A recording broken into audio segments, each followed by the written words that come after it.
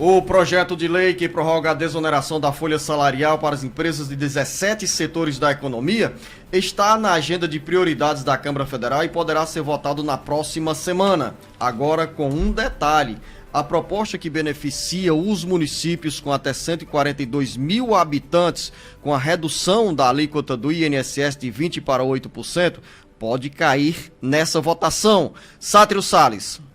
As entidades municipalistas intensificam as articulações com os deputados federais para pedir o apoio à aprovação de projetos de lei que trate de prorrogação por mais 4 anos da desoneração da folha salarial das empresas de 17 setores da economia e reduz também a alíquota do INSS de 20% para 8% da contribuição patronal do INSS sobre os salários pagos pelas prefeituras dos municípios com até 142.600 moradores. O projeto deverá ser votado na próxima terça-feira pela Câmara Federal. O presidente da Casa, Arthur Lira, admitiu que o ponto sensível da negociação é a proposta de redução da contribuição previdenciária para os municípios. A medida, segundo o presidente da Câmara, custará 9 bilhões de reais ao governo federal, que se posicionou contra o dispositivo, sentindo de perto as pressões dos prefeitos que pedem apoio ao projeto de lei para garantir fôlego ao caixa de mais de 3 mil cidades beneficiadas com a medida. O presidente Arthur Lira disse ser municipalista e entender o momento delicado que os prefeitos vivem, com a queda da arrecadação e nos valores repassados de emendas parlamentares, mas definiu o assunto como delicado.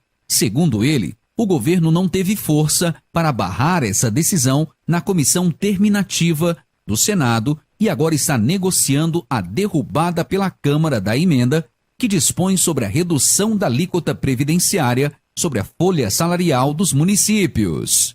Com informações dos bastidores políticos, Sátiro Salles. Há essa reação tanto do governo federal, que não quer, Beto Almeida, que a Previdência Social renuncie a uma arrecadação estimada entre 9 e 11 bilhões de reais para o INSS, que acontece hoje com a alíquota de 20% sobre a folha salarial dos municípios com até 142 mil habitantes. É uma guerra nos bastidores. Há consenso na proposta de prorrogação da desoneração salarial para vários setores da economia, mas do ponto de vista da renúncia para as prefeituras, há um nó e uma reação no sentido contrário de alguns parlamentares e líderes do governo.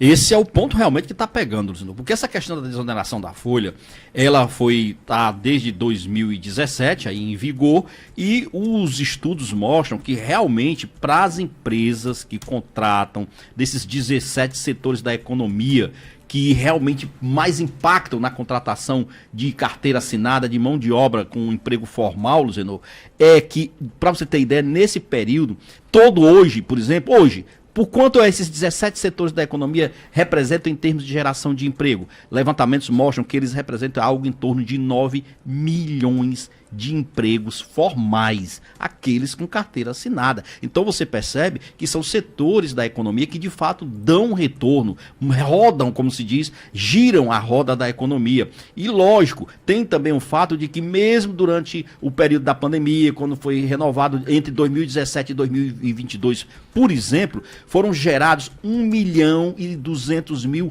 novos empregos com essa desoneração da folha para essas empresas. Ou seja, nós estamos falando o seguinte: de fato, a gente, no caso das empresas aí, você percebe, olha, mas elas tiveram redução na folha, na contribuição previdenciária, mas elas também acabaram gerando novos empregos. E esses novos empregados com carteira assinada também contribuíram para a Previdência. E as prefeituras? Qual é a questão aqui? É que as prefeituras, elas não podem ser integradas a esse mesmo projeto. E, inclusive, tem especialistas em tributos dizendo, Zenô, que essa discussão dessa ampliação para os municípios até pode ser avaliada, mas deve ser avaliada em uma tramitação separada e não incluída como um verdadeiro jabuti, como a gente já disse aqui, dentro dessa proposta de desoneração. E isso, claro, para os municípios era uma mão na roda, para eles. Para a Previdência, não. Para o governo, não. Porque o governo abre mão de uma receita que vai fazer falta. Inclusive depois para a complementação do Fundo de Participação dos municípios e dos estados. Ou seja, nesse final de semana vai ter muita articulação, porque os prefeitos, representados pela CNN, Confederação Nacional dos Municípios, a CNN está batendo na porta dos deputados federais para manter esse benefício para os municípios. E na reta final do bate-papo político, o jornalista Beto Almeida, você nos antecipou que o ministro da Educação, Camilo Santana, prepara um ato aí, a assinatura para a construção de novas escolas em tempo integral no Ceará e no Brasil?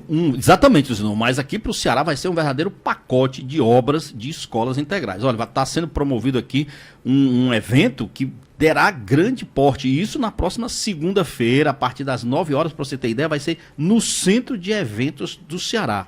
Para que isso? Seguinte, o ministro da Educação, o Camilo Santana, vai assinar ordens de serviços para a construção de mais 22 novas escolas de tempo integral aqui para o estado do Ceará, dentro da proposta que existe hoje, não só em nível nacional pelo MEC, mas principalmente aqui pelo estado, que iniciou e com força essa questão da escola de tempo integral, e há uma expectativa sobre a assinatura dessas ordens de serviço, porque isso representa a ampliação, inclusive, do estado do Ceará na cobertura do ensino de tempo integral. Então vai ser um grande ato, vão vir caravanas de prefeitos, de estudantes, de secretários de educação do interior do estado do Ceará para o centro de convenção, que terá, por exemplo, a presença do ministro, aliás, do governador, Elmano Freitas, que terá a presença da secretária de Educação aqui do estado do Ceará, a Eliana Estrela, além de muitos alunos, muitos docentes e muitos profissionais ligados à educação. Então, essa rede estadual de ensino hoje do Ceará, para você ter ideia, ela conta com cerca de 70% dos seus estabelecimentos já adotando